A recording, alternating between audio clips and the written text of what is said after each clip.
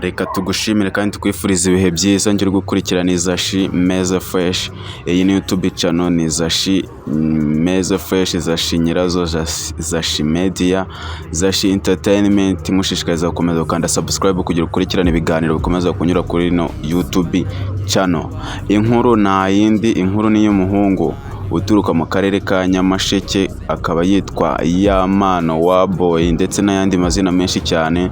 Akaba ari umuhungu bigaragara yuko nyine karere ka Nyamasheke na karere kari ahantu mu cyaro, ariko akaba afite hit i Kigali, maze gukora ingoma zigiye zitandukanye kandi zari amahits.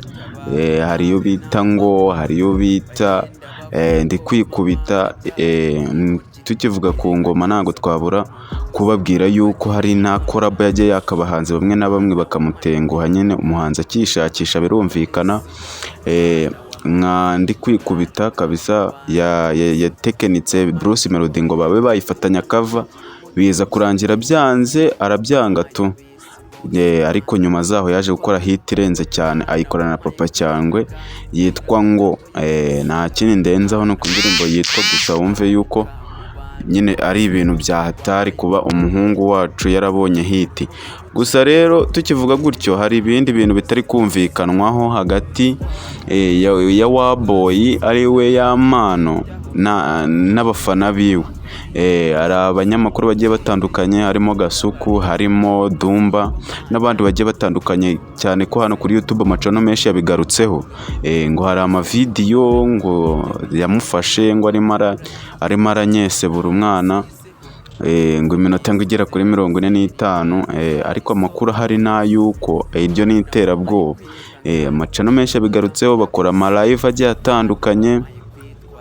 Mu gukora ama live agiye atandukanye, video zaje tibiki n'ibiki ngo bazisohoye mu ma episode ngo kubera ngo ifite ngo minota 40 ingahe. Gusa nyine iryo ni iterabwoba kabisa to, kuko Waboy ikiganiro yagiriye kwa Yago yavuze yuko kabisa izo video nta muntu ntiyantongera video ate ati barimo baramukangisha ko bashobora kuba bazisohora. Gusa nyine tu nago ari kubyumvikana n'abo bantu bari kubivuga, kubera yuko nta n'indirimbo wenda hari twashingiye tuvuga ati wenda niyo ari kugira gute, niyo arimo arasupportinga kugira ngo ize irye hit tu.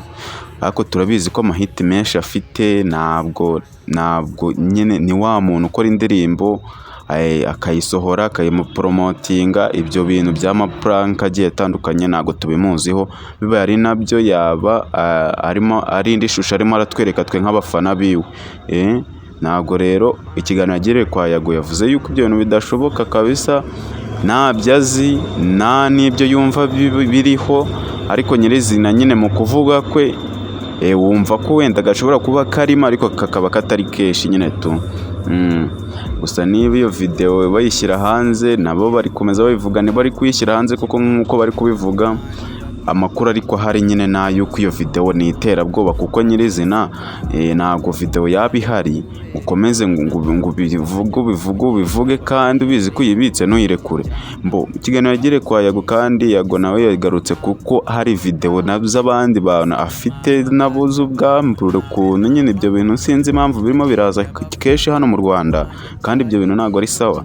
Hari izindi video ngo afite ngo ariko ngo ntabwo kuzirekura byo ntago bihari tu, ntago birimo. Ntabwo birimo. Rero reka dukomeze dukurikirane umurongo ku wundi, amakuru ku makuru, buri kantu gasohotse kose uragasanga hano kuri no YouTube channel. Kanda subscribe, ufungure inzogera, kande like, kande na share kabisa. Turi kumwe ni Izashi wanyu, Izashi Meza Fresh, nge nyirazo ndazibagezaho kabisa.